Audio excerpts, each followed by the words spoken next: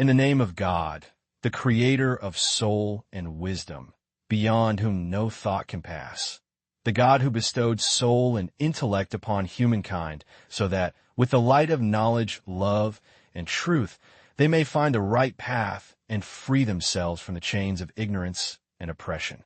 And with greetings to you, dear ones, kind-hearted ones, greetings to you, seekers of truth, both the free seekers across the vast expanse of the world and those bound by inherited dogmas of the Quran. With utmost humility, I wish to unveil the inherited Quran that has been passed down to you for over 14 centuries, so that you, dear ones, may truly know what it is that you have inherited. The Quran, a book that claims to be revealed by God to guide humanity to happiness, is in reality filled with bloody commands, ruthless rulings, and laws that carry the stench of tribal prejudice from 14. The Quranic, a book that claims to be revealed by God to guide humanity to happiness, is in reality filled with bloody commands, ruthless rulings, and laws that carry the stench of tribal prejudice from 14. The Quran says, "What your right hands possess is yours." This means a person captured merely for being non-Muslim is no longer a human being or autonomous, but property in the hands of the owner. This logic aligns neither with humanity nor ethics, nor the slightest shred of reason and conscience. Where is the conscience of Muslims and the so-called Muhammadan Islam? Is this truly the book we should regard as sacred?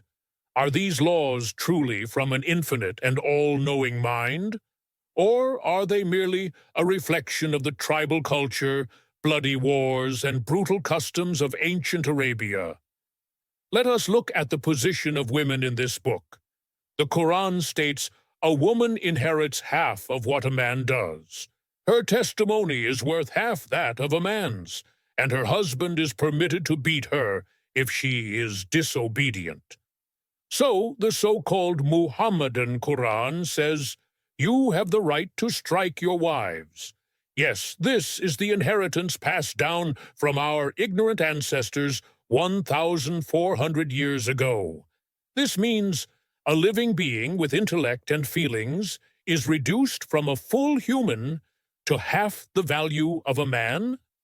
And these rulings are shamelessly called divine justice. How can a book that so openly commands inequality, discrimination, and violence come from a merciful God? How can these laws be accepted in a world that fights for human rights, freedom, and equality? This book repeatedly praises war, verses promise Muslims paradise not for serving humanity or helping the needy, but for killing opponents, beheading and shedding the blood of those who do not believe. In this logic, the life of a non-Muslim is worthless, and only their death pleases God. And now, after centuries, look at the result. Societies that have lived under the shadow of this book for centuries have been trapped in backwardness, poverty, war, and violence.